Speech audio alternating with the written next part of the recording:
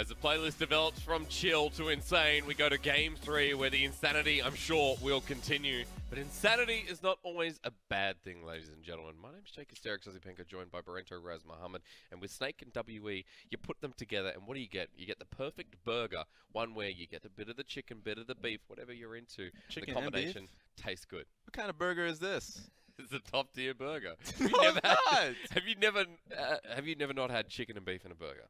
in the same time? Yeah. Hell no. I don't know how you're living, man, but I don't want to be you. This is a good day for League of Legends. And I say that because we've gone the distance with a WE and Snake series. Bit of fighting here, bit of fighting there, but a lot of control, it seems, from WE. I like where this is going. The control was there from W, you're right. A lot of it was just like, picture perfect. We saw the double AD carry with Brahmin game 1, and I thought that was well executed. They should have won game 1. But should have, would have, could have. At least you have a best of 3 that you can go back towards. Sure. In North America or EU, it's done. You just pack it up. You just lost the series. Well, there we go. But they get a second chance to be able to come back in it. And I think they can just go back to the same exact composition. CA is manhandling the mid lane. And then we get to see what's essentially Mystic just doing so well. I mean, like, if you get consistent performances like this, yeah, you deserve what's coming to you. Both Mystic and Shea have been farming above the clock, but it's no doubt that Shea in game number 2, almost on the Corky the second time around, this time more successful, wins out MVP. Yeah, so congratulations that this time around going to be able to pick it. Look at that! 6,699, and that's just like gold difference at end of the game. Look at the damage percentage. He was accruing a lot of gold. The damage percentage, 45%. I wish they would have highlighted that one. Yeah. Personally. I mean, they just wanted to show how much bigger he was than Marla, and in a lot of these later fights, it was just Shea 100-0 instantly. He was huge. Like, constantly being able to pick up major targets. This was missing being able to pick up the fight immediately. 24 minutes into the game, you already really just saw the Trinity Force picked up, but it was Mystic that was able to dive through. So the major heroes for this one was Missing and Mystic. So I thought both of them worked out very well. Could have been very easily Mystic's MVP there. True. But Corky damage, if he's able to farm up that excellently, get to that state of the game, you get what's coming to you. Like, if you have, like, legitimately another late game damage threat like a Kaisa, and you're still able to provide 45% of damage, well, you know what? Not bad. You're good. Yeah. Like, you're fine.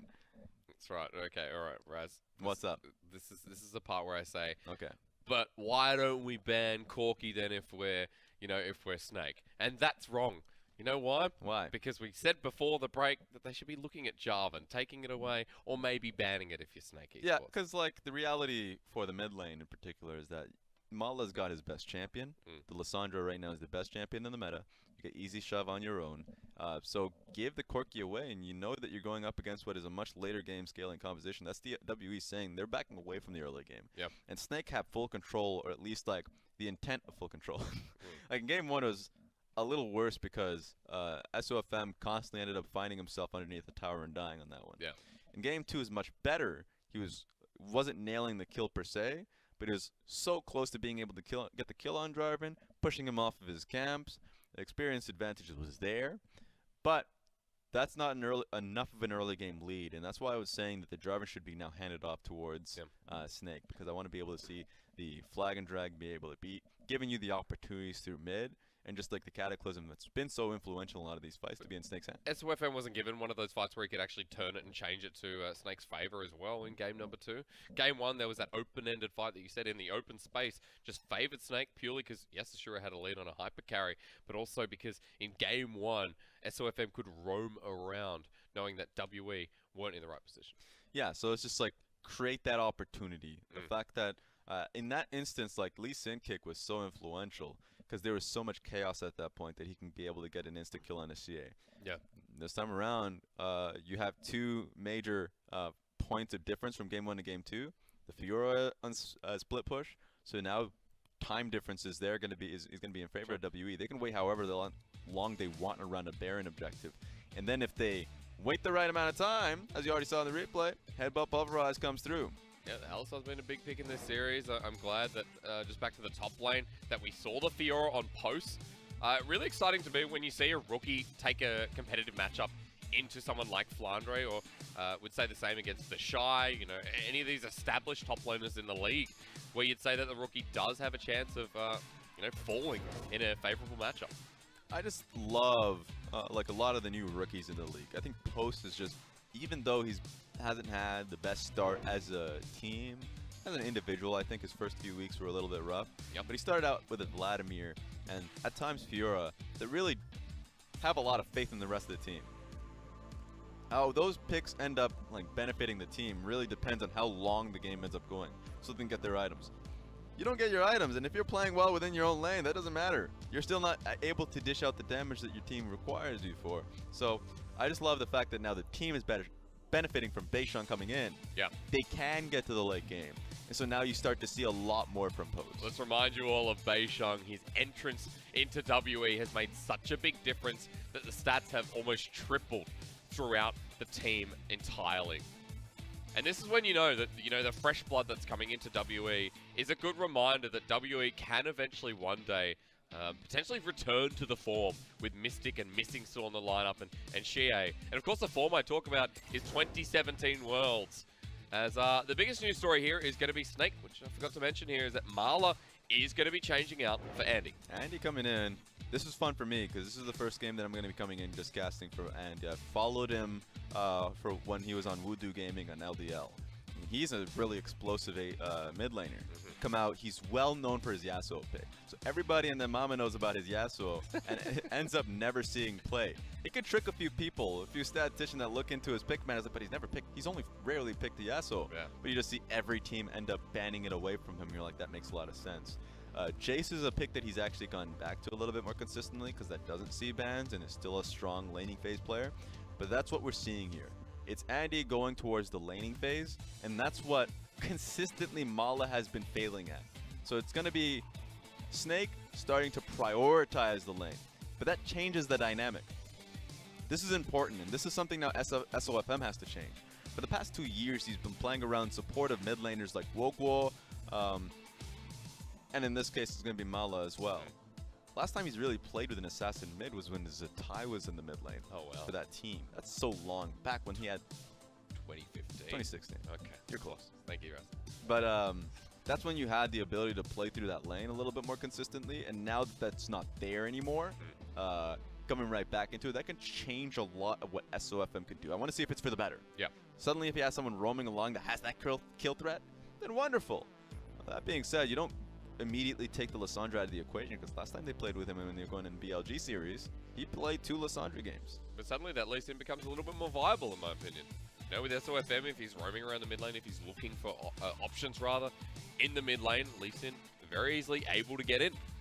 Makes it that for Snake, playing around Andy could definitely be viable considering how far Xie got ahead. It would deny and both make Snake proactive at the same time.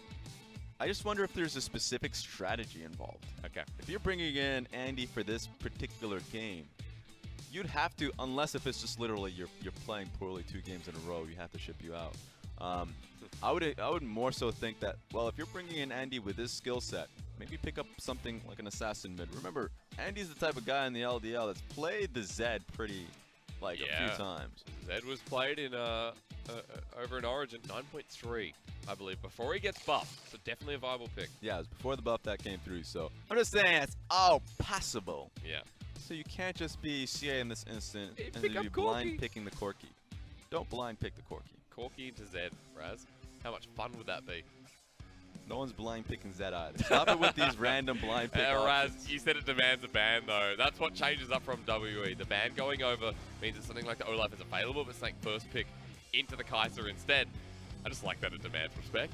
Yep, you have to ban out the Yasuo. And as well, the Akali too. He has a wonderful Akali. So I'm just saying, he is so proficient on these champions. He is just such a sink or swim kind of player. Yeah. So last time we saw him when he was on that Lissandra pick, and he was going to be the primary target and had like 8 deaths at the end of the game. Yeah, so, very true. It just depends how he does in this laning phase. It's going to be about this 2v2 coming through mid. It was a super rough game for him as well. One of the biggest death games as well for WE. Still playing around that 2v2. The Corki was hovered again, but this time it is going to be the Lissandra coming in. Most likely for Xie. So with LeBlanc being banned out here by Snake, their options going into the Lissandra is quite limited. I think Jace is something he's gone to in the past, so I would expect Jace to be picked up here in this matchup. Yep. Just depends on what Snake as a team want his role to be here, as either as a supportive player trying to help out SOFM, or SOFM helping out Andy. There it is. Seems like there's going to be help indeed. So Jace locked in there. Remembering still can be flexed technically, but we know most typically where that's going. Yeah, it's going to be going mid. Unless if there's, we just have to see more of this composition from Team WE. Remember, Post is a mage player, so there's a chance that he might end up taking the Sundra up top side. We'll have to see, because Flandre is the type of player that he's gone to the Kennen pick in the past, and if you have a Jace Kennen, you have a great 1-3-1 composition. Something that Snake's pretty much played through historically. So, just leaving that option wide open as he's waiting for his counter matchup. Yeah, it seems to be the Urgot at this point. WE, it'd be a shame considering after seeing Post on the Fiora top lane, but Urgot is the match anyway. That's what happens when you go up against really flexible teams on blue side. Not only does Snake get the priority pick of Kai'Sa, but they also got the counter pick on both mid lane, and they get to wait to get a counter pick on top lane. So I think Snake got the best out of the first phase I've seen most teams get. And it's mostly because WE really favored these priority picks of Lissandra and Urgot. Been doing pretty well, Urgot especially. See if it's worth it. There's some interesting bans now coming out from both WE and Snake. This is why when you benefit, like you really do favor these priority picks, you have to start taking out what these like niche, really hard counter picks are. Now, at this point, Yorik's not niche. No. But he's a pretty damn good counter pick into the Urgot. Oh yeah. Super rough. Putting the cage up and nowhere to go. So taking away the possibility.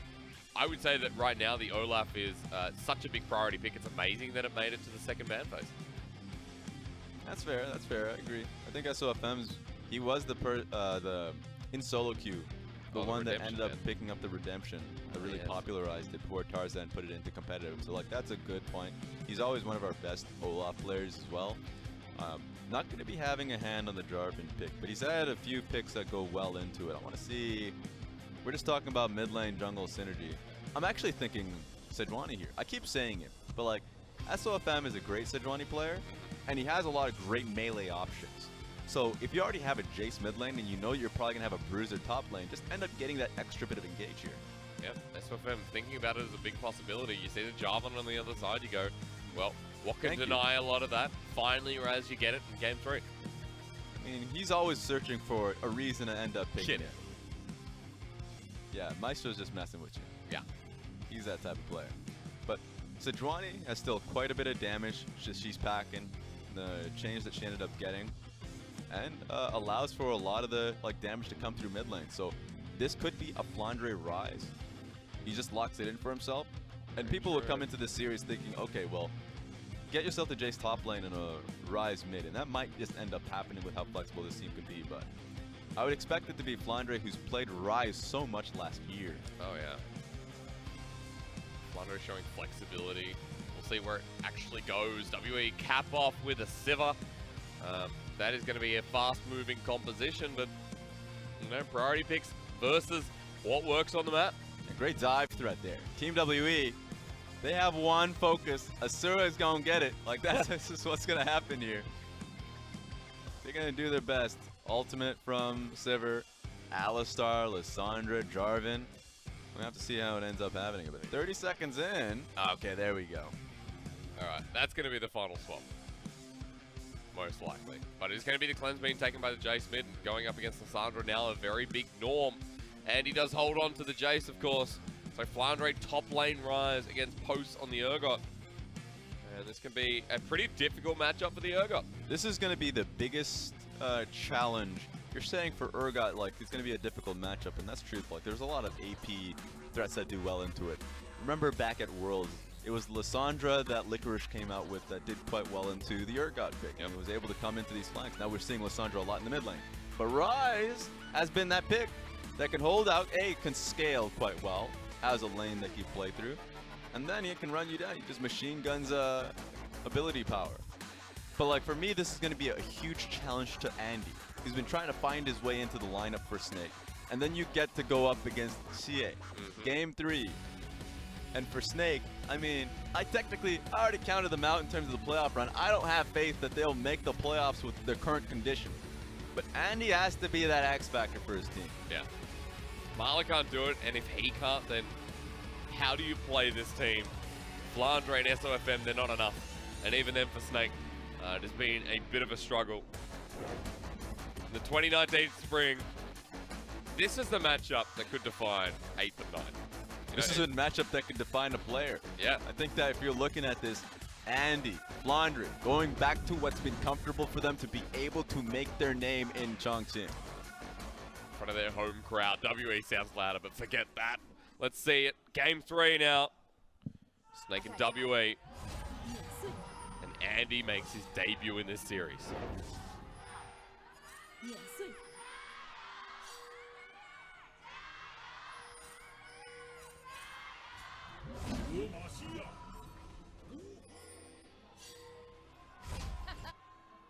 Now, people are probably wondering about the Jace matchup into the Lissandra, as I think I'm going to have some complications with water in my throat, so if I end up coughing, I apologize. That's right, I gotcha. But think about the Zoe matchup. People look at Zoe and say, why does Zoe end up taking this lane matchup so well? Not only can she clear a backline minion so easily when she ends up like getting a few levels in her queue, but on top of that, like Lissandra's trading patterns are so important in how she's able to land down her aftershock resistance, and of course that she can slowly push the wave, that she has that priority. But like these combat champions like CP Trouble Bubble, high damage, so she doesn't even need to proc your aftershock, so that's just like the raw DPS getting on top of Lissandra. Easy. That's the major threat Lissandra has to deal with when she doesn't have that much mobility. It's the same deal with the Jace. Yep, let's say super easy for the area as well, just to add some of that damage to the list. And you're going to get a lot of sustain from Andy, who's taking inspiration here as well. That seems to be the main focus of this game, really, unless we start looking at Flandre's Rise, but a little bit too early with the Phase Rush Rise in the top lane to comment anything just yet. Really early on, you'd still expect Lissandra to have shove in this one. And he's just going to be picking it up like just waves underneath his own tower. Yep. We'll have to see here. Beishang's in the area, but only, I would say, to get to the next Scuttle Crab and to contest that. And to be in the area for a counter gank. So we'll have to see if SOFM can pick up this Scuttle. He just used the EQ combo. I don't think he's going to be here in time. No. SOFM hits it. EQ back on up. That doesn't land. So Beishang in the 1v1 here. I'm not too sure. I'd actually favor SOFM, but Post is coming on in. And we'll just get half health. SOFM now being pressured at the blue buff, but Len's taken first if SOFM. And blue buff going to be taken under the Veil of Night. SOFM doesn't have his dash, because remember he had his WE for the trades. So he's going to be fine. Missing isn't, though. Yeah, Missing just snuck up in the brush, but it backfires heavily. And sure, make sure I get the better trade. So I have to deal with the wave, and that's the whole game here. And Mystic and Missing are going to try the hardest to push this one in and give openings for Beishang on the bottom side of the map. Super easy for him to get here at the moment. It's just deep warding again. Beishang, although he doesn't get the double scuttle, heads up to the top side of the map. I think went back to his own jungle. While look at SOFM, just sneaking his way up to this tri-brush. But Post is playing this one out super respectfully. He already knows that the range that Flandre has, full mana too. So he's just going to lose out trades. Doesn't want to deal with that. Rune Prison sets up for ganks so easily too. So there's a lot that he doesn't want to deal with. And oftentimes you don't see Rise top lane, even if the matchup is healthy, because of how easy it is for him to just fall behind. So yep. He requires on jungle attention. Here comes a very early dive. Post is going to be permafrost in a second. One more auto gets hit down. Oh no! But the flash away. SOFM drops, but first blood does go to Flandre. At least he loses a thick wave, but 5 seconds, he might be able to at least catch the backline wave. It really depends on when the teleports end up coming through, because being able to trade back and get the kill on SOFM is pretty damn nice. Yeah, that's so good from Post as well. We'll pick up the majority of this wave so it doesn't lose too much. Here comes, oh no, Andy! Speak of tempo, Andy's way too far forward. Flashes and cleanses. That's a rough start here for the mid laner of Snake. Yeah, it's not looking too good. I mean, Beishang was going to be coming through mid lane, and SOFM has a lot to work with. Yeah. Going top lane for a gank, and even if he comes out healthy there, Andy needs that help as well. So double summoners being expended on Andy, he's not going to be able to help SOFM pick up these raids. It's just left to a smite fight, which who does it go to? SOFM does get it. That's a win as he's now level 4, but Oh, dab on him. Yeah, do it. Look at it. Now notice SOFM didn't actually pick up his blue buff as Beishang came in before and invaded, looked for the timing there. So SOFM, I feel like he's just left that so he can get the timing advantage, but we'll look at the die. Okay, first and foremost, J4 going for Krugs is risky, so we'll see what ends up happening there. Okay, he's just gonna pick. Like, I was more interested in that than the dive itself because that's usually the riskiest play you can make is taking Krugs away from a bottom lane that's sitting there. It was warded too. Yeah. He just backs off in the end. But I think bottom lane just picked it up over it as well. Andy, this is not good. He's already falling behind. That wave is going to be denied. No teleport on the Jace means that you can't do anything here. At least he's got a Dirk coming back into the wave, so like for him, this is when it should start working out for him in these trades. Like early on, he was just going to be farming up, but now expect SOFM to have a little bit more of a footprint in this one. He wants to be looking for an early skirmish, which would mean SOFM's going to be in the area for a counter gank. I guess he's going to try and stop his base. I don't think he can do much more. Only level 5 won't have the range anyway, just to waste that ultimate. Beishang is a level behind, knowing that the mid lane's backing away, but Xie cancels it last minute. Level 6 now. Glacial Path. Xie is the only one who has that ultimate available. Post runs on in. This is just a tank fight at the moment. I'm not sure. Permafrost shot plus here from Andy. Turns his way back around. Andy diving on in with SOFM. They change the pace here, but bopped away as Missing might have committed his life. Has the flash, which he will burn. Flounder just pokes him out too. That was huge from Andy. That was a lot of damage that you definitely could tell J4 could not take. So great response to go right back on them. SOFM burning his flash for it, but overall, like, really well played from Snake. Just punching right back. Even after getting pushed out, getting that serrated Dirk made all the difference there for Andy. And we'll take another look at that as SOFM is running for his life. Alright, so he's going to be quite tanky for himself. And remember, Post is not level 6 here. The only one that is 6 is Xie and doesn't have mana, really. So at that point, you should be heading right back out. But the experience pays for SOFM in particular, and Flandre knows he can come and help. So picking up Beijing, and there was a real chance that they could go for Post as well. Pretty good reaction play there from Snake. You want to see SOFM on the Sejuani, and seems to be very active early on this. It's a turnaround from Andy. Xie, of course, doesn't have any mana, so there's nothing he can do, nor is he backed to actually pick up part of his first item. This is when the matchup should be good for Andy. Like, talked about the serrated Dirk coming through. It was rough and tumble early on, but now SOFM's going to be paying more mind. Like, he already got the dive topside for Flandre, and Flandre is doing well for himself already. Yeah. So, Flandre doesn't need no help anymore. SOFM can pay all of his attention to the bottom side of the map, and he may need to combat this early dragon take. No vision on him. There's a control ward behind for SOFM just to stop those early invades that have been coming through, but now picks up level 6, is heading straight towards it. Get that Raptor out of here. SOFM might be a little bit too late. He doesn't have a control ward, but you wouldn't want to expend a control ward just yet. Look at him thinking about it. Hang on. When is it? Where is the enemy bottom lane? He has a good idea. He has a good idea. Okay, well, ult's very late. But Nice. Yeah. Ultimate down for the Sejuani, but that is an Ocean Drake, and followed by another one. Good on WE for just having so much priority on the Dragon again. I don't even know why you throw out the ultimate there. SOFM is like, I don't have flash, and I don't want to risk my life for it. But I'll scare him a bit. Yeah. That's alright. That's Keep him worth. humble. Just show them who the boss is. Yeah. Mind games. Moves from the Dragon up to this mid lane brush. Look at where he is. Look at SOFM. Mid 2v2 in the LPL is more popular than... Ooh, and he's got to watch himself here. Andy, level 7 now, but lockdown Dragon's like there once again. Xie falls, lockdown, the Cataclysm there too, and Andy trying to turn it around, but he can't. Xie invulnerable again with the Frozen Tomb. SOFM trying to take this as Finance comes in. Sorry, his name is Flandre. Xie over the side. The flash is there again. Lockdown ready for SOFM, but can't find the final hit. Flandre has enough mana to get the combo off, but taken with a blast going Vivian dead. It's a messy fight. Realm Warp doesn't work out. Flandre cannot save his jungler. Post comes on in, and boy, I'm not even sure what happened. I just know that Snake's paying for it. Yeah. That's pretty rough. Tom Kench, smiley face. Like, that's when they were going so hard in the paint for CA. We're so close to being able to net the kill. And a lot of that was just at the very beginning. Andy thought that he had the jungle pressure to the right of him because Sejuani had been there and Beishang had played it very patiently. So there's not much you can do here as if you're Andy, because at this point you think that I'm safe to my right.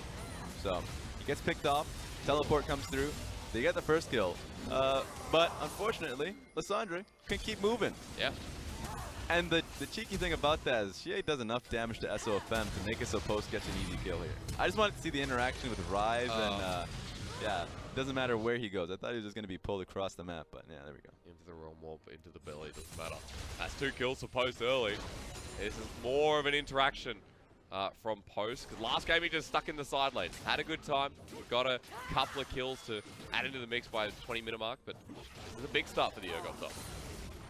And being active early on, if you look at Snake's composition, they need that lead. Snake does not want their Jace falling behind alongside the Rise. At that point, they just lose out so much. Wave clear is not there anymore. So this is Snake desperate to keep the lead early. And he's trying to force that in the mid lane, as you just saw there, getting a bit of damage onto Xie as he clears out the wave, meaning Andy can start moving across and denying Beishang. He's going for more invades. This is pretty straightforward. We've learned a lot about Beishang in this series. Hello. Ooh. At least Andy is that close to his own jungler, because right now Alistar and Beishang are looking for him. Andy not going to get caught here by Beishang. What is happening at the top side? That was just a scuttle taken there by SOFM. No scuttle fight this time. SOFM wins this round. SOFM is a level behind, however, so it comes down to a smite fight, which is a very different kind with the Rift rolled up. We'll go over to the side of Beishang. Maybe they can get CA. Yeah, they've found the Glacial Prison again. This is locked down on the Xie ultimate. There's so much ice in this game. Cataclysm down as well. Xie out of it, but Flandre just comes in. And Beishang, howdy ho, neighborino. He's out of there. WE, they lose the mid laner. This is a good pick here for Snake. You love to see SOFM and Andy working alongside each other. CA had no way to escape through. You know, he's trying to help Beishang out really early on, but was in no man's land. So good pick. Means the Rift Herald will start getting taken down as well. If I'm not mistaken, move those pings out of my vision. Oh no. Actually not started there as SOFM backed away. But it doesn't mean the possibility is still available. Post is like, ooh, they're not here. He's trying to pick out good back timings. Andy was able to get a good one on that one, because if they stuck around for a Rift Herald, then they would lose mid lane tower just outright. Yep. Beishang, CA, just moving the area. So it was just a good call for Youmuu's Ghostblade being picked up by Andy, and he gets to meet the wave at halfway alongside CA. Oh yeah, that's going to hurt. Xie, Seeker's Armor Guard, not going to be enough. You can see that he's more than likely, might actually just sit on that and go for the first item and lose his Echo instead. While having the Seeker's Armor Guard, but it's much like when you see an AD carry optimized for the Hex Drinker, slows down that first item. Oh, we'll see if Flandre can get out of this one, because here comes Jarvan. Level 10 versus level 9. Beishang, is he in quick enough? Get The out? Realm Warp's there. He gets flipped around. He can't get out. Fear Beyond Death is in, and Flandre is out. Sad face. And it's not like last year, where you could press stopwatch and everything is K. Oh, that's right. There's a way for him to get out of that one, but it's just difficult. Post had just stopped him. Now it's going to be difficult for him to ever position out of that one. So That was a rough mana. good call. Yeah, it was. It was totally unfair. Doesn't matter how hard you played. My favorite thing was just watching Exile be on the side lane and Oh, yeah. And the old EU LCS, but now LEC. Mm-hmm. Just non-stop split pushing. That was super painful. When you commit 4 members top, it's like, well, no. This was going to be equally painful. No, Mystic just blocks away from the Glacial Prison, but there's still full engage here on the Mystic. Locked on down. One more hit of the Void Seeker would do it, but not going to find it there. Good ultimate from Maestro, slowing the pace of the fight, but Mystic still coming around. Lens, or at least the spell shield down pack, flash away from a lot of it. Yeah. And they get a counter fight on mid lane. So Beishang should be able to get mid lane tower off of what was a great committal from Snake that was countered out by Mystic. Solid turret gold as well. There's going to the jungler. He's going to be a bit of a nuke moving into this mid game, but Rifthold won't be able to take it down. Andy just in time. All right, good timing. But that's an investment now. They could run around mid. Double Ocean too. W not too bad. I always look at the team compositions when I see Oceans and I'm like, who does it favor? And then I always end up saying, everyone, you know? Who Early can get in on, and get out? Yeah. Really early on, I think in the laning phase, Ocean Dragons are wonderful. Post 14 minutes, when teams start to really lead the laning phase, it's not that beneficial until you really start to stack it up. So yeah, double Ocean, still pretty dang good. Ezreal's, you know, absolutely love it. Yeah, and I think in this case, if you're dealing with Andy's poke a little bit, then at least you can stick around in the lane. The decision is there for you. Yep. Stick around in the lane, or you can head right back. In this case, CA will be pretty damn happy about it. Yeah, he's almost level 11. It's going to be key for the second level Frozen Food. Missing backs by himself, but then turns for the re-engage with Unbreakable Will. Maybe just still trying to make the escape as Missing doesn't have enough damage here. Doors up, Icathian Rain's in. Asura not willing to ulti there, surprisingly enough. That's what happens when the player wants the base at, like, you know. Oh, no. Oh, no. Beishang. Oh! Who is it? Well, he gets mid-Arctic assaulted. Cataclysm in, flushes out. Who matches him? It is SOFM. 1, 2, 3. Let's find a smite. Get out of there, Beishang. Will he survive? Dragon Flag, he's out. Gets stunned up with the Winter's Bite and the mixed combo. Angry cat indeed. Yeah, he's mad. Don't touch me. Can't believe he got out. All the way from River to inner turret. Even used the Grump as a bodyguard, too. Oh, this is going to be fun. I think Post is not going to have fun with this, Yeah, though. he's definitely not. Flandreau's got the health advantage. Post does hit him and nick him for a few. Flandreau has a level advantage here too, which means nothing because that's a realm walk. He's running out of mana here, so he might just want to clear in base. He doesn't have Ocean Dragon. That's true. Oh. Who are you going to blame for that one? This is how you win as Urgot. Someone's going to win that top lane. At the moment, it is only Flandreau. But with the 3 kills, it kind of evens it out just a little bit more.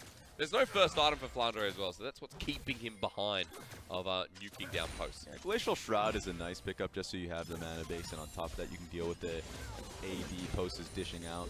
So I like that. Appreciate it. Get a Frozen Heart. No. Just not going to let that one happen. Okay. I mean, who would you get it against in the team anyway, but you're right. That's another no for me, buddy. We'll get the first item now, though. That's an Archangel Staff picked up. The gear was stacking up nicely, so I assume we'll be looking at very close to a Seraph's Embrace. I mean, 16 minutes into the game, usually around the 20-minute mark, the latest. We'll see that fully stacked up. That's true. And so, like, that's that extra bit of shielding on top of the passive shield that Ryze gets you. Like, there's so much mobility that Ryze can get for himself in a fight. He has he's a Phase Rush, Ryze 2. So, we'll have to see what ends up coming through in a lot of these team fights. It's going to be really interesting because at least SOFM has that easy go signal as his ultimate. Yep. I guess this is it. He's going to use it right now. Beishang's already used the EQ combo and gets locked down. The ult's there as well. Can Beishang move? The answer going to be no, as even Flandre flashes over. That's a lot of commitment for a big Arctic bull. Yeah, I mean, look, Merctrez there was doing its work. He was getting out of a lot of the stacking CC, and then he didn't really have the way to deal with the stacking members. Yep. Flashed in from Flandre, got the job done. You see the easy lockdown coming through here from Snake. And with that pick as well, it means mid lane open to them. Xie sticking around, wave clear possibility, but Xie, okay, defends it easily. There is no damage out from Snake. And W still has the gold lead. That's what's so crazy about this. This composition from WE is great in the late game, but the early game advantage that they've been having has been great. There's still Snake, though, trying to find a way to wrestle back. Take a look. He gets out of the Eve easily. He gets out of the ultimate easily. Would have been fine here. He doesn't have his flash, but just waiting on the next flying drag. But Flandre is not going to let him. He got out of the last one. He's not getting out of this one. There was 4 chains of CC, just stacked back to back pretty much. Rough for Beishang, but not rough for WE yet. You mentioned the gold lead before. It's 1,000 in WE's favor still. With that turret going down to the bottom lane, there's a lot of push, a lot of shove from this Sivir, of course. And now with that turret down, might be able to move to the mid lane. Black Cleaver's there from Andy. I would like to see him in the side lane a little bit more. Get Vasura the mid lane. Because I want them to be able to pick up some of these side lane turrets, and it's been harder for them. Oh, it might be hard. Beishang's lying in wait. But it's a 2v3. Not sure if WE want to take this anymore. Dissuading them as Missing is coming in. Maybe more of a possibility now starting the fight. Jace is in the area now, so he's in position if a fight were to occur. But once again, stuck in the mid lane. But if Asura, like, if they end up switching their assignments, Andy bottom lane, Asura, Maestro mid, get more vision control, cater towards top side, so they can move towards the Baron buff, perhaps. Yep. But they can actually start picking up these side lane turrets that's been evading them. How much harder is it going to be, though, for Snake? Because they're waiting in this river, just waiting for WE to come out. WE keeping the advantage towards the slower pace of this game. And he may have found Missing. You found a lot of people. There's on the I don't think you can get out of this. Did he get out? No. Tries to get back in the realm wall. Flandre is going to be dead here. Gets a bit of a shield from the passive. Come on. There he goes. What was even the strategy there?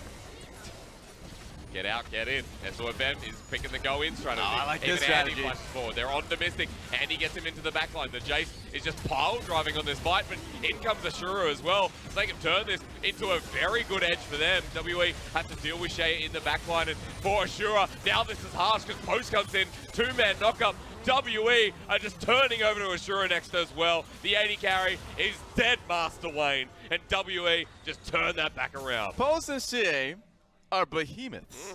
What the hell? Snake looked so good to start in that fight. But the moment Urgot started trudging through, and you're like, all right, but I don't know how he's going to get an entrance into the fight. Shea gets a huge amount of burst that layers through. And I'm like, okay, that's one way to do it. Real well done for those two members to save that fight, because it looked real good with Andy just diving straight through on top of Mystic. The Urgot is a pain to deal with as well. 5-1 now, pretty much unkillable at the 20-minute mark, and we'll see how it started. Okay, but it does start with something stupid. Like Flandre and Andy being this far up alone was real random. But then they do end up saving it. SOFM finding a target into the backline on the Mystic, and then Andy following through that quickly. I like that. Mystic was no longer a factor, and suddenly you could say that they're even in this one. But then the issue came through with how CA ended up playing through. Finds 3 members and holds them 4. Post finds the target on Maestro, and he ends up like chasing him down. So the 3 remaining members on Team WE definitely saved the fight that was saved by Snake. Yep. Shea picking up the last kill of that fight means that he's now picked up his first and his second item. Very, very relevant in the face of the Jace. And off the back of that replay, another Ocean, triple Ocean Drake over to WE. Oh, nice. I don't care what time it is. A triple of anything's just great. I mean, triple Ocean times, always a good time. He's losing health here. Even skirting around the Baron after picking it up. They're threatening it. They're dangerous. They're spooky. Say all the words you want about WE right now. This game is not about Shea. This game is much about Post. Post getting the job done. You talked about the performance that he had on the Fiora in particular. And I think that his Fiora play really showed that the team could play around a split pusher pretty quickly, pretty easily. Yeah. That was nice to be able to see that that was something they could do. The only thing that I was a little bit skeptical on is just the coordination with Post and team fights. Now, that was a pretty weird one. I mean, that fight wasn't clean by any nature. But it was still nice that Post can come in and execute the game plan. So, like, that was, if I were to grade it, if I were to put a letter grade, it's like a B. It's a passing grade. Okay. Some people would like it. Some people will hate it. Alright. How does he get an S? Depends what family you're from. Okay. The standards your family hold depends on whether you like it or not. Well, B is not good in any culture, I feel. Yeah, caught out here again. That's a good lockdown. He's just going to die. Ults quickly, but Snake are already on top of it. There's no way Shea gets out of this. Actually uses the Zonyas in the end as well. Just to waste time while WE reposition. Got that shutdown goal too. So a lot of time wasted on WE's end. You were able to pick up a lot of gold there as well. So I love what I got to see here. Now, something I want to talk about, a little bit of harping point, is that first item here for SOFM is Warmogs. Once upon a time that was great when the passive from Sejuani was like based off of just full armor, magic resist. Not bonus, but it's bonus now. So now people are going towards Knight's Vow, like something that gives you armor really early on, while still being able to give you some form of HP. Going Warmogs is, you're going to see yourself blown up. Yeah. Will it come through here from 2 members? No, but maybe 3. Missing is still found him. The flag and drag again. SOFM on the backside. There's a Cataclysm there, but has to ult. That is Ashura. Missing is chasing him down. Bopped on back. Snake are split off here with 4 members of WE coming in. Maestro's going to be next. SOFM did get blown up to be confirmed. And even Flandre trying to come in. This is pretty angry from Flandre and Andy. 3v4. They know that they're going to have to stick around because Baron's going to be our target for Team WE. Can they even go in? I mean, Andy wants to blow up Missing first, but he's on zone patrol. I don't have a ward here. That can be easily cleared. So they have to, like, all eyes are on Andy and what damage he can do. Oh, missing the flank there. Perfect onto Andy. He doesn't commit fully, but now Andy for the turnaround can't get through the Unbreakable Will. The lockdown there with the shock blast. 5K In there. to Baron. Andy jumps on in. Maybe too quickly there to go golden though. Flandre machine gunning down. Andy here with the ultimate from the Urgot. Post flips him back. Flandre now not as much of a factor, Asura. but Asura is following up. Asura doesn't have the ulti, but ready to jump back. What? In jumps GA. And what indeed? I don't know about that one, brother. I don't know about that one. He could feel it. He could feel the sand between his toes, Raz. Yeah, he felt something. Yeah. He felt something. But he's definitely going to be feeling the pain on this one. Oh. Baron buff, unless if Beishan could do it. No, don't say it's so. Yeah, get out of here. Yeah, ult's going to be expended as well. He's out. And Baron's up for Snake. 2 members to commend in that fight, Raz, and I'm sure you know what I'm talking about. You talking about CA? no, for Snake's side. Okay, all right. You know, Okay. it's still CA. Probably talking about Flandre. Andy had, Andy was heroic. Yeah. The stopwatch was sick. Getting right on top of Mystic. Now, a lot of people out there, analysts, talking about Mystic. Why is he positioned outside of the pit, next to the major target? And I would agree with you. But doesn't change the fact that Mr. Jaceman himself saw it. Now, this is a really weird interaction, but he used his Q to get on top of Missing, so Missing couldn't actually push him into his own team. But Andy sees him. Look, the moment Mystic is just out there, and to be fair to him and the rest of the team were blinking HP bars too. So that was just a really hard fight for them to play out. And then Asura, sure you can get the kill on Flandre, or very close to, but stopwatch ends up coming through. I just want to see this. Oh! Nah. Not happening. Okay, so Flandre flashed away, but still she ate. Just really wanted to go back in. This cost the Baron against WE. Snake now have the gold lead for one of the first times this game. Guardian Angel there for Andy too, so they want to pick up a fight. Beishan, calm down now. He's been called out Mystic, thank you. But it doesn't matter at this stage of the game. Shock Blast not doing too much from Andy. That's the trade-off of getting the GA rather than the Duskblade. Much better for him to do that. Gives him the all-in potential too. So we're going to have to see. Still doing some considerable damage. The only problem is that it's a triple Ocean Dragon, that is. Yeah, but he wants to jump in. That's what you said. She has been locked in the backline. WE losing this fight very quickly. Mystic only just survives it straight onto the backline. Asura here free-firing again, and Flandre's joining in with the machine gun battle. 2 quick kills, and that's for WE. A disaster here in Game 3. Trying to hold that outer turret, but you see the flank starting to form. They can stick around in longer fights, but Snake won it nice and compact, so there's no way for you to push him out. WE going to give this out. What are the pings doing in the middle of the map? I'm not too sure. Just absolutely going hand. There's some deep boards there set up for a flank, but Snake already too quick as she gets 3-man taunt down. The turnaround from WE, but Fear Beyond Death from Post just before he dies. Could be enough. Mystic again. The civil win condition at 27 minutes. SOFM, run, Piggy, run! Mystic is getting him. Yes, he does. Oh, it's pork for dinner tonight instead.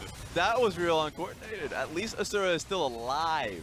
I thought he was going to die off the burn damage that was hitting him.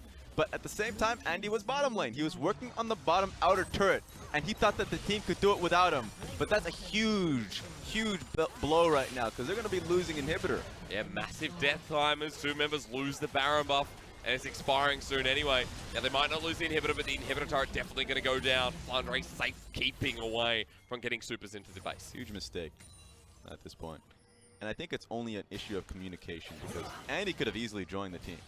But he recognized that, hey, you know what, they're not going to make too much of a risk. This is a tower we need to take down really early on. I mean, this is just gold that we really need to accrue. So paying attention to the side waves is never a bad idea. Yeah. Just really comes down to what the call actually is. This is a great play from Snake to begin with. Like, in a flank position, Andy putting in a whole lot of damage, while Flandre and Asura were just going in front to back. Great stuff. I mean, if you fast forward that, there we go. I actually just have no control, by the way. I just know that they want to commit to the play, but can't because we're in late game. Yeah. And late game WE versus Snake means that you can't play on a replay for that long. You definitely can't. It's 29 minutes in. It's not even typical late game. It's Snake WE late game. When you have a composition that forces out each other, And of course, I'm speaking about WE. You know, Beisheng's still key to this engage. SOFM the same. Wow. G8 just loses half of his life. Shock Blast and a Sur W. That's, you know, that's what happens when you eat donuts after donuts after donuts. 26 kills, 29 minutes. Let's pretend those are years of your life. 26, if you eat that much donuts, that's what's going to happen. All right, there we go. Okay. Eat healthy, eat salad. Hey, G8. I can do what I want. 3 items. The Lissandra has not been a factor. Let's compare Corki to the Lissandra. Okay, Very well, different okay. champions. The game has been long enough, but Lissandra's been a huge factor earlier on in the game. Yeah, It's just more so what her position now, when it's going front to back and she's not able to come in to flank area. It's hard. It's real hard. He doesn't have flash either, so not being able to make that play and opening from Mystic is the difficult part.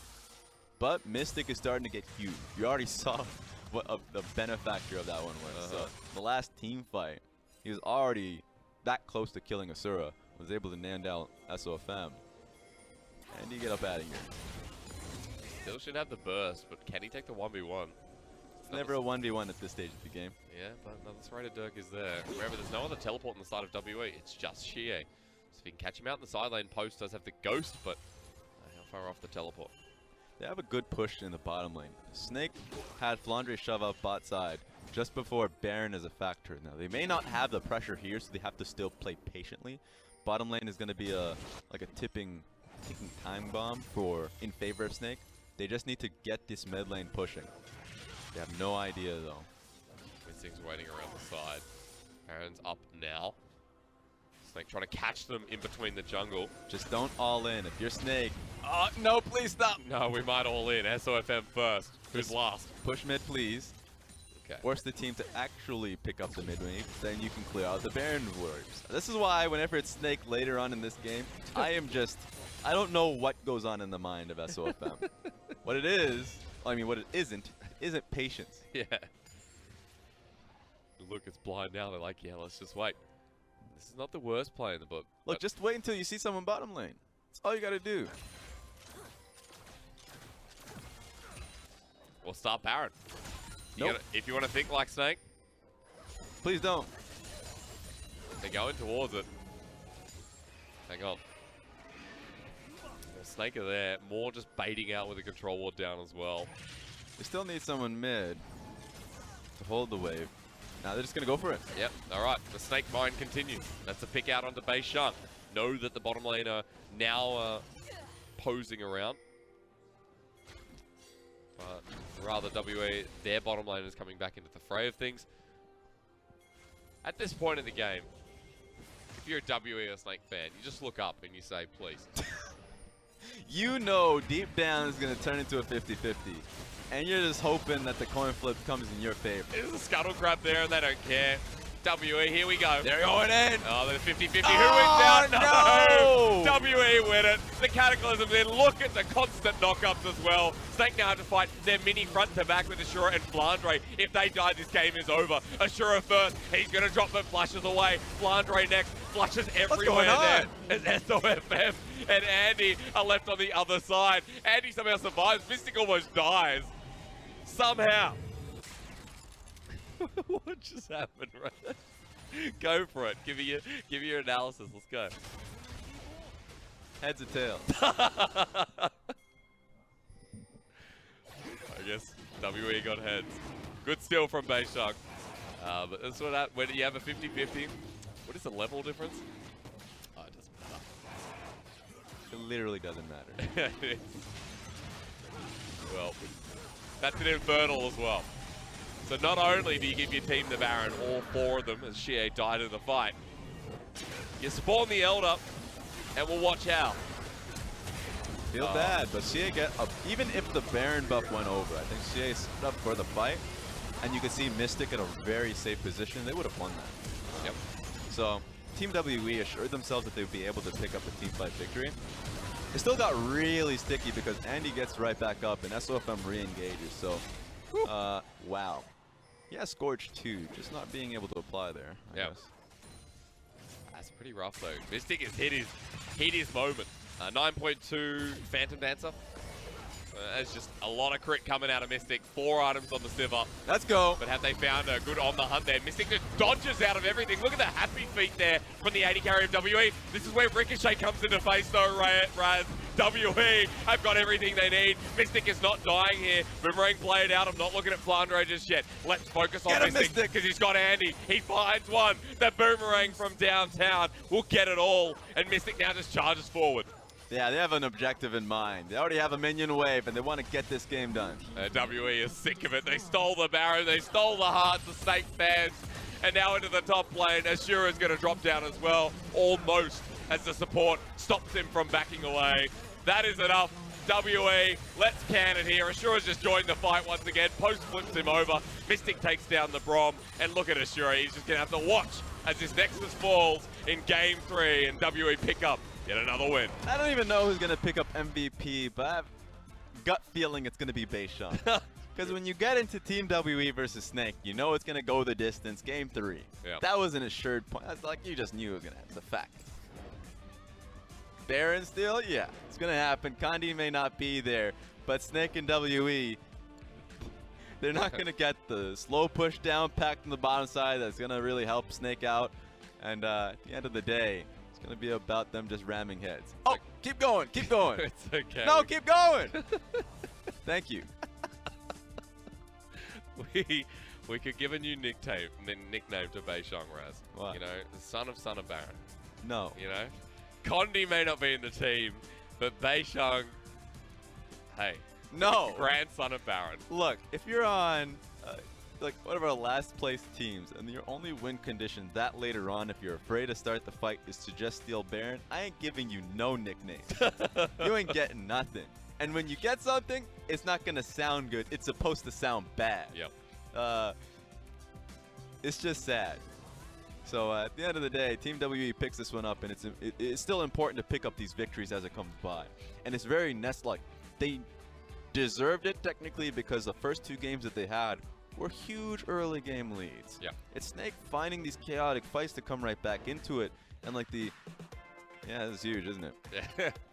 Dude, that was a good summary of the game. Just sorry to interrupt your point. The goal difference over time. That tells the story. Sorry, that's all you need to see. What were you saying? Oh, end point is like you may still be able to mess up a team's momentum, get these crazy team fights, and I think that Beishang and Missing, when coming into team fight initially, early on in this series, like them being that green makes sense for why they weren't there to be able to protect Mystic and CA to be able to get that game stay around Baron buffs, but they adapted. The pick ban got a lot better for them. Team fighting is a lot easier when you have an Alistar there for Missing. And so for the end of the day, like they could match fight for fight, engage for engage. And the end of the day, smite for smite. Smite for smite. Like that's what it feels like. It's a good way for WE to end a series which we knew was going to go the distance, as you said before. Yep. It was kind of going to be very bloody. Against Snake, this was a very not subtle ending, a very common ending. Yep. I think to a series with this kind of potassium. I don't know. Raz, there it is Look, again. Look, they fed Beishang a lot of potassium in this one. End of the day, you just set yourself up for a wonderful team fight for Team WE. So, like, in an amazing situation for Snake. Let's say Snake ends up picking up Baron here. Mystic and Missing have already got the team fight set down. So, yep. I think Snake ends up losing the fight. But, to be fair, they got 3 people out of there. So 3 people out. The game's probably going to go much longer now that they have 3 Baron buffs. So these are all hypothetical situations. But the fact of the matter is, Beishang stole Baron. Give that man MVP. Beishang deserves it. And Beishang deserves it throughout this series. Yeah. 3 games of Jarvan, 3 good performances. The new WA jungler turns this team from outlier like 14th, 15th, maybe 13th to, potentially 10th, 9th, or 8th. Remember, there are 2 series out of playoffs. Well, technically 1, but 2 series to be able to just like easily say that they're in a playoff position. So for them, it's not that far-fetched. For the Team WE to be able to get in there, they need to make a few more upsets. Hey, let's talk about those series, Vici Gaming and Rogue Warriors. That's what comes up in their strength of schedule here. They might versus IG, BLG, we've got here V5, which is also realistic, That's good. TOP and JDG. But everything else is a big chance that they can upset. Very realistic to take down JDG too, because if we're aligning just like the strength of Team WE is through Mystic. And a lot of the times, teams that end up having much stronger bottom lanes, we also saw this from EDG, allows them strategic advantage of focusing topside. Zoom gets put down, and suddenly your dual lane, left on an island, comes out ahead. I think JDG right now need to find themselves a little bit more, because right now they're in the playoff picture, but with how they're currently playing, they could find themselves out very quickly. Very inconsistent, especially when you compare the IDG game to their most recent series as well. But we're still on the topic of WE and Snake. For Snake, this is kind of chaos now because OMG and LGD are their easiest matchups. They got RNG V5 and JDG. With the way Snake's going, it's not looking too good. Yeah, because remember, they needed a whole lot more to get themselves into the playoff position last time. When we were running that whole FF15 segment, I said that, look, top 8 looks stacked. Like, already looking at it from the outside in, you're basically saying it's going to be a fight between Suning, Sino Dragons, Billy, and it's only really because you're saying that Billy has a real tough schedule going into end the season, split that is. But like they're in a pretty good spot as is. So like that's a huge battle to find yourself in top 8. And you're looking just outside of that and you're like, wait, do I believe that Snake have improved from the beginning of the split to now? Not big enough. No. Not at all. And you got to see WE, like early game's great. They adapted within the series. Like they deserve the victory there. 2019's been about those new players, whether they're on WE or whether they're new teams as a whole. Beishang and Post. You know, Post had a very good game 3. Post had a better series than maybe the start of the split as a comparison. 100%. And I think the veteranship is something to pay attention to too. Okay. Because like CA, gold medalist, in Asian games, so strong. He dictated this series. Like even though I kept saying Beishang, I was like, CA literally forced Snake into a position where they had to bring out Andy. And like even Andy, the reason why they didn't have him to begin with is because that changes everything for Snake, for how they play the game and the confidence that they have in Andy and being able to play competitive. So like that kind of like bringing in someone that's only had like one series with Billy, and then like a game here. Week 7, that's not enough time. They made the decision to put the time on Amala and then realize that I guess at this point that was the wrong decision to do. Maybe, not working. But, Raz, look, it's that time again. Give it to me. Classic time. Give it to Beishang. Why not? Yeah? All Why right. not? He deserves it. Why not? He deserves it. Get that Baron. Smite it. Yeah. You are the man of the match. Flag drag smite. That's what you're talking about, man. Yeah. That's the conversation. We're not having a discussion here. Okay. There's no analyzing it, all right?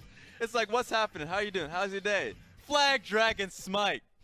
Yeah, that's pretty much He's a very simple person. You wake up in the morning, that's all he could say, and guess what? That's the job. He gets the job done. WE breed junglers that just love to steal Baron. You know? Stop it. Don't compare Beishang to Kandi in 2017. Why not? We'll get there. Just give it a year, Raz. That was quality Worlds, performances versus a team that's struggling in the bottom of the barrel of the LPL. Stop it. Let's wait till summer. Let's This bring is how up I the kick you. standings. Let's bring up the standings. I'm being serious. I know you're being serious. Don't help me. So like here's the bottom line. Rogue Warriors, LGD are at the bottom. Now Snake are close to being at that point. They still have a few series, like one series technically, to find themselves still like vying for it. But 4-4 right now, WE are that close. Point differential is really what's taking them out. Just like 3-point differences. That's just like they go the distance quite frequently. They go to game 3s, and that's what it really just comes down to. But one series victory, that's when you got to see like Team WE come in, because series matters first. So Team WE are so close to getting into that playoff spot. I would say at this point as well, maybe 6 to 7 wins is key. You know, if you want to look at playoffs, it's hard to say at the moment, Raz. I know that's a very bold statement, but 6 to 7 seems to be the number that may just secure you the spot, depending on who you join with. And I know, like, just like if you hear about players when they're making that playoff run, I'm gonna make a quote for LeBron James just recently, just because like he made a really good point for a team that very likely will not make playoffs. Okay. The Los Angeles Lakers. Okay. Yeah. Talking about like for him, he's like as a player, he just doesn't look at the standings from time to time because like it's fickle, it changes. You just need to focus on like good performances, getting the victories whenever you can, because that's the only thing that matters. Like that's the only thing that can change, and that's just like being able to talk about the gist of the statements. Like for a lot of these teams, for WE, like if they look at the standings every day, that changes. Yeah. They're like, we're in the playoffs? Oh, we're out of the playoffs, right? Like, that's how fickle it can be. Yep. They just need to pick up as many wins as they possibly can because they are there. They're within an arm's reach to make it. Very true. We got 4 weeks to decide that, including this week. It is week number 7. So 4 including this week. Don't think I can't count. Let's have a look at tomorrow. OMG and Sino Dragon, LGD and Suning. This is our off day. But you can catch us on Who You're in Doge. This is when you start counting those wins. Week 7, you still got them 3 weeks to go, and Sino Dragons and Sitting are on that run. Oh, yeah. They need to pick up these wins. If you're going up against sub-500 teams, we already said the OMG and LGD are at the bottom of the barrel. Pick up those wins, Suning. Oh, yeah. Suning, you can't make it 6 series in a row. You can't. Let's look at Wednesday's matchups. can't. If Suning loses to LGD, then something is wrong. And I have to say, losing against OMG, we Can't. said something was wrong, and they cannot. This is it, though. Our match of the week opens up. RNG and FPX, do you believe in magic? Not even relevant to the play, I'm just asking. That's like, it's pretty magical. And then you have Invictus Gaming and Victory 5 to end the day. That'll So be if you're good as already, well. if you're feeling like still ecstatic, got a like pent up energy after RNG versus FPX, Invictus Gaming coming back versus like hopefully the Shy versus Jinu. Yeah. That's gonna be real fun to see. It's going to be a good matchup. That's coming up on the Wednesday. Of course, it is the Monday today. We start with another week of LPL, but enough for my shenanigans. I'm going to say our shenanigans. You're with me now. This is Raz. My name's Hysterics. Thank you to our production team here. We'll be back on the Wednesday for Match of the Week. Do not miss it.